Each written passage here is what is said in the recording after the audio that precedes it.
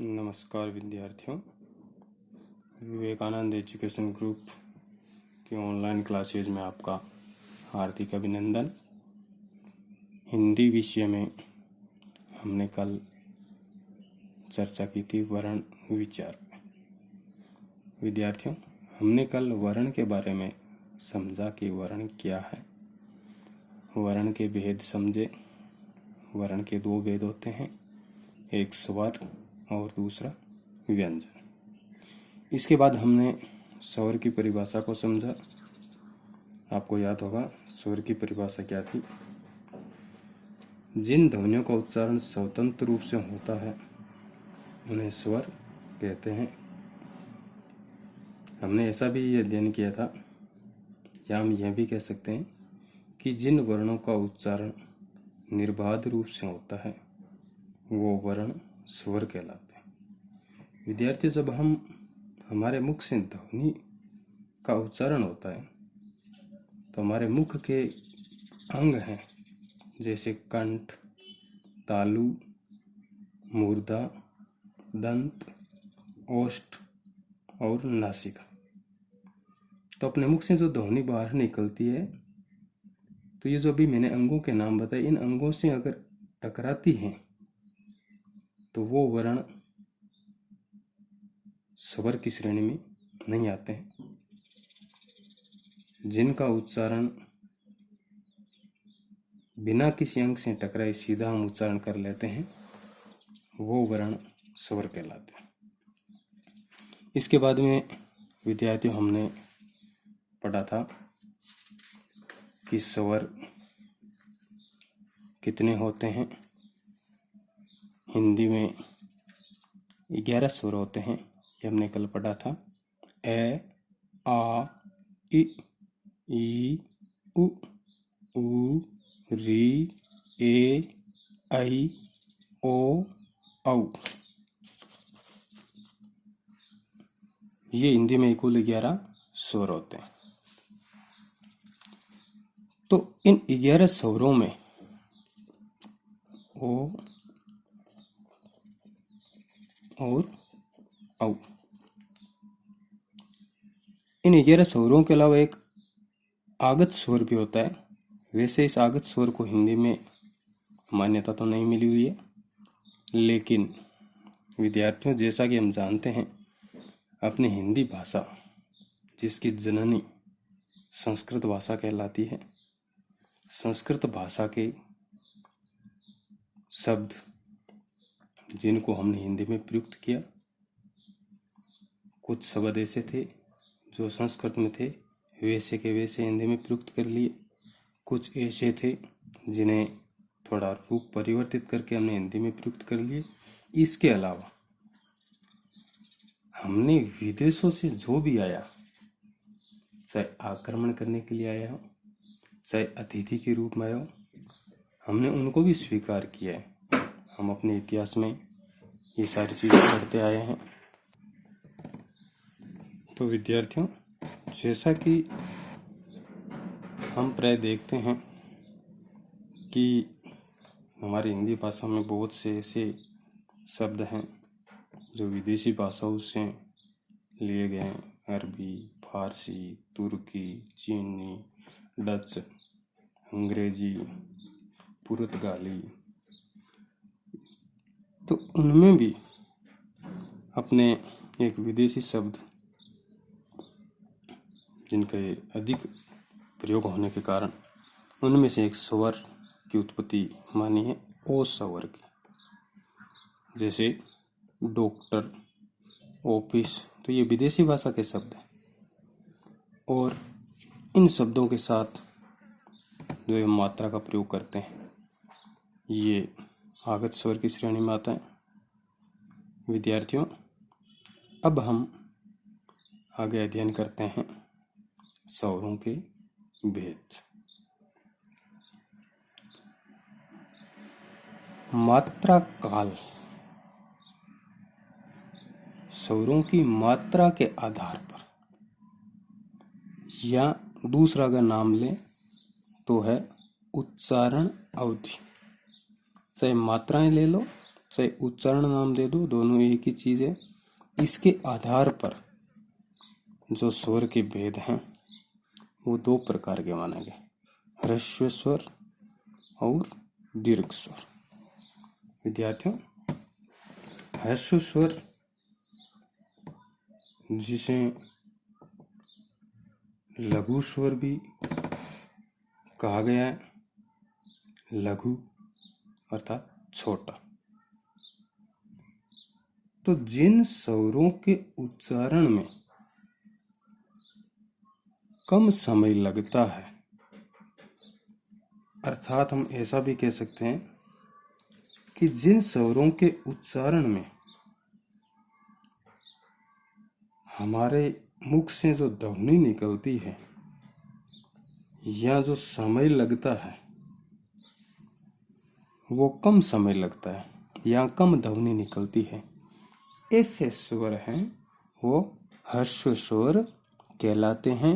इन्हें लघु स्वर भी कहा गया। ये संख्या में होते हैं 4, ए, इ, उ, री। और दूसरा इसका भेद होता है दीर्घ स्वर। दीर्घ का अर्थ होता है बड़ा, इसे दीर्घ स्वर भी कहते हैं, इसे गुरु स्वर भी कहते हैं। गुरु का अर्थ भी बड़ा होता है, दीर्घ का अर्थ बड़ा होता है। ह्रस्व स्वर के ठीक विपरीत जो बातें होती है वो दीर्घ स्वर में आती है। तो कहने का तात्पर्य ये है कि हम इसकी परिभाषा इस प्रकार से परिभाषित कर सकते हैं कि ऐसे स्वर जिनके उच्चारण में दुगुना समय लगता है उन्हें दीर्घ स्वर कहते हैं। या हम ऐसा भी कह सकते हैं कि जिन स्वरों के उच्चारण में हमारे मुख से श्वास वायु अधिक बाहर निकलती है वो स्वर दीर्घ स्वर कहलाते हैं और इनकी संख्या होती है 7। विद्यार्थियों, मैंने आपको ऊपर यहाँ पर बताया था कि हिंदी में स्वर कितने होते हैं, 11। 4 तो हो गए ह्रस्व और 7 हो गए दीर्घ। 7 और 4 11। तो दीर्घ स्वर होते हैं आ, ई, उ, ए, ऐ, ओ, औ।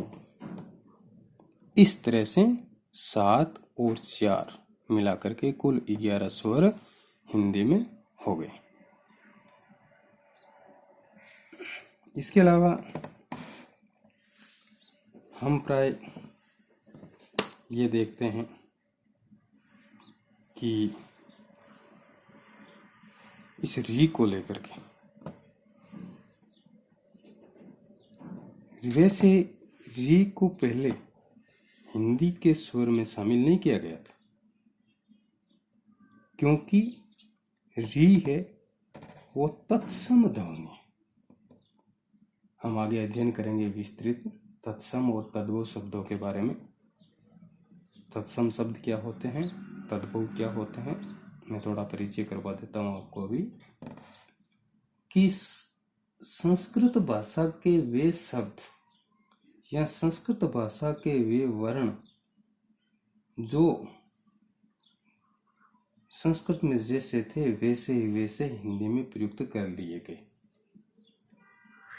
वो वर्ण या वो शब्द तत्सम शब्द कहलाते हैं। जैसे हम हिंदी में प्राय पढ़ते हैं ना, अश्रु। अश्रु का अर्थ होता है आंसू, अपने जो आंखों से बहते हैं ना आंसू। तो अश्रु शब्द है वो तत्सम है और अश्रु का तद्भव बन गया आंसू। हम देखते हैं ना कि आज के समय को भी लो कि जो शिक्षित वर्ग के लोग हैं वो प्राय उच्चारण सही करते हैं, लेकिन जो अशिक्षित है, जो कम पढ़े लिखे हैं, उनके उच्चारण में काफ़ी त्रुटियां होती है। बस में किराया मांगने वाले को कलेक्टर बोल देते हैं, जबकि कलेक्टर बनने के लिए काफ़ी संघर्ष करना पड़ता है, काफ़ी पसीना बहाना पड़ता है। तो इसी तरह से कंडक्टर को कलेक्टर बोल देते हैं। तो इसी तरह से विद्यार्थियों संस्कृत में शब्द था अश्रु।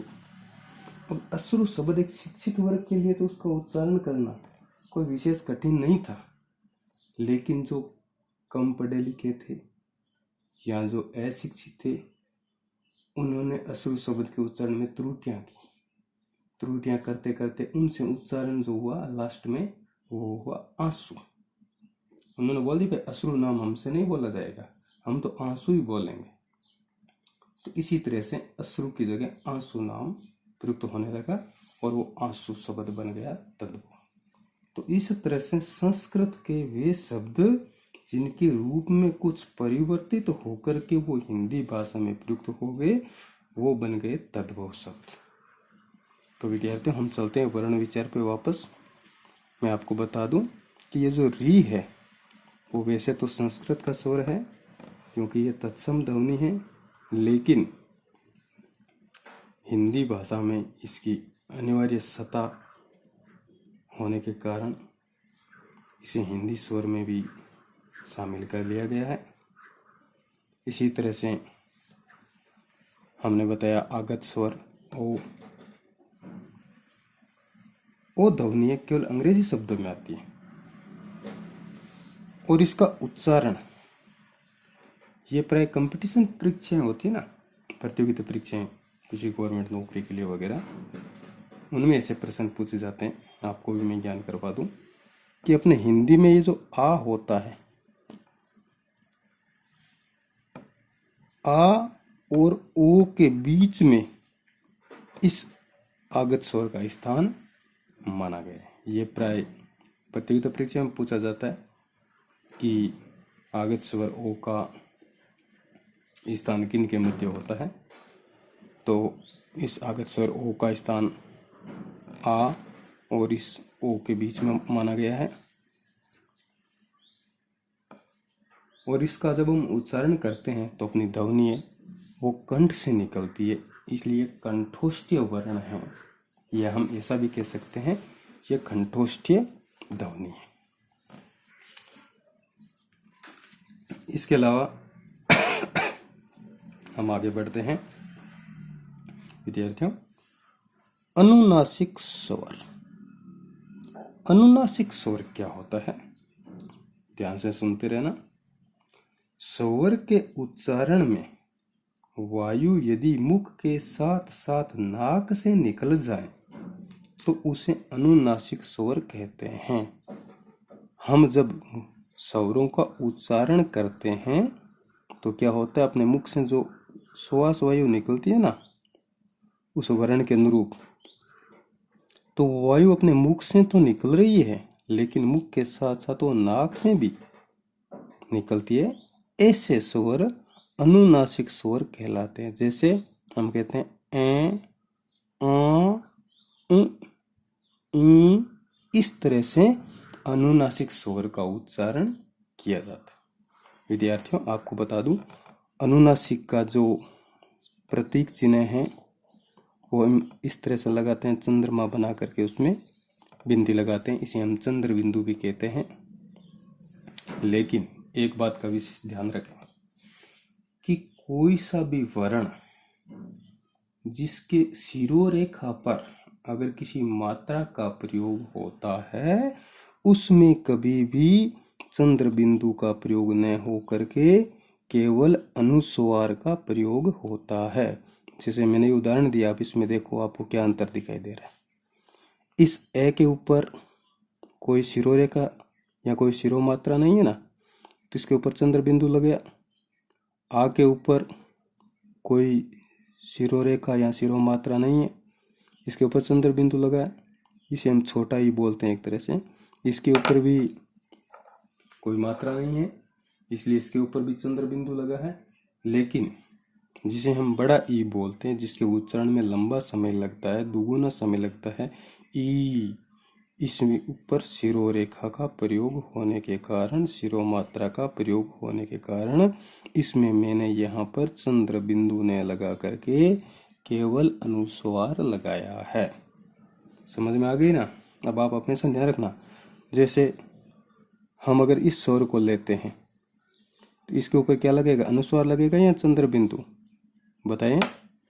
शाबाश, इसके ऊपर लगेगा चंद्र बिंदु, क्योंकि इसके ऊपर सिरो मात्रा का प्रयोग नहीं किया गया है। इसी तरह से अगला जो स्वर है ऐ, इसके साथ सिरो रेखा या सिरो मात्रा का प्रयोग किया गया है, इसलिए इसके साथ चंद्र बिंदु का प्रयोग न करके इसके साथ हम प्रयोग करेंगे अनुस्वार का। इसी तरह से विद्यार्थियों ओ औ, इनके ऊपर भी सिरो मात्रा का प्रयोग किया गया है, इसलिए इनके साथ भी हम चंद्र बिंदु का प्रयोग न करके अनुस्वार का ही प्रयोग करेंगे। हमेशा आप देखना, आप किसी भी शब्द के ऊपर देख लेना जिसके साथ सिरो मात्रा जुड़ी हुई है उसके साथ चंद्र बिंदु का प्रयोग कहीं पर भी नहीं मिलेगा। इसी तरह से विद्यार्थियों, ये जो अनुनासिक स्वर है, इस अनुनासिक स्वर को चंद्र बिंदु लगाकर लिखा जाता है। और जिन स्वरों के उच्चारण में वायु नाक से नहीं केवल मुख से ही निकलती हैं, उन्हें निरनुनासिक स्वर कहा जाता है। अनुनासिक, निर प्लस अनुनासिक स्वर, इनके साथ क्या होता है कि न तो कोई चंद्र बिंदु का प्रयोग होता है, न कोई अनुस्वार का प्रयोग होता है, क्योंकि ये स्वर जब हम उच्चारण करते हैं तो श्वास वायु केवल मुख से ही निकलती हैं। जैसे यह ए, आ, ई, इसका उच्चारण मैंने बताया था, ए, आ, ई। इसी तरह से इनके उच्चारण होते रहेंगे। आगे जो भी स्वर है ना सारे, इनके उच्चारण इसी तरह से होते रहेंगे। लेकिन इस बात का हमेशा ध्यान रखना, री के साथ न तो कोई चंद्र बिंदु आता है और न ही कोई अनुस्वार आता है। इस बात का विशेष ध्यान रखें। तो विद्यार्थियों, हमने जितना अध्ययन किया इस चीज को ध्यान से समझें, इनका अभ्यास करें। जो उच्चारण से संबंधित बातें बताई जाती है इनका साथ में उच्चारण भी करते रहें। विद्यार्थियों, मैं थोड़ी सी हटके एक बात आपको और बता देता हूँ। वैसे आगे के ज्ञान के लिए काफी महत्वपूर्ण साबित होने वाली बात है ये, स्वरों से संबंधित। वैसे ये जो स्वर है ना, ह्रस्व स्वर, इनका दूसरा नाम है वो मूल स्वर भी है। इन्हें मूल स्वर भी कहा जाता है। क्या कहा जाता है? मूल स्वर। इन्हें मूल स्वर क्यों कहा जाता है? क्योंकि ये ऐसे स्वर हैं जिनकी उत्पत्ति दूसरे स्वरों से नहीं हुई है। आप देख लीजिए, ए की उत्पत्ति किसी दूसरे स्वर से नहीं हुई है। इसी तरह से ई, उ और ये री, इनकी उत्पत्ति दूसरे स्वरों से नहीं हुई है। ये बिल्कुल स्वतंत्र हैं, इसलिए इन्हें मूल स्वर कहा जाता है। और दूसरा जो आपने पढ़ा था ना, दीर्घ स्वर, दीर्घ स्वर को संधि स्वर भी कहते हैं। इन्हें संधि स्वर क्यों कहते हैं? क्योंकि ये स्वर किसी दूसरे स्वरों के सहयोग से मिलकर के बने हैं। आपने संधि पढ़ी होगी, संधि में आपने पढ़ा होगा आ कैसे बनता है। आपको मैं बता दूं, हमने दीर्घ संधि में पढ़ा होगा कभी, या हम आगे जब पढ़ेंगे तो आपको बताऊंगा कि ए और ए मिलकर के क्या बनते हैं, आ बनता है ना। तो इस स्वर की उत्पत्ति कैसे हुई? इन दो स्वरों से मिलकर के हुई, इसलिए ये स्वर क्या कहलाया? दीर्घ स्वर तो है ही, इसे संधि स्वर भी कहते हैं। संधि संधि, सम प्लस धी। संधि का अर्थ होता है जोड़ना। संधि विच्छेद, जुड़े हुए को तोड़ना। ठीक है।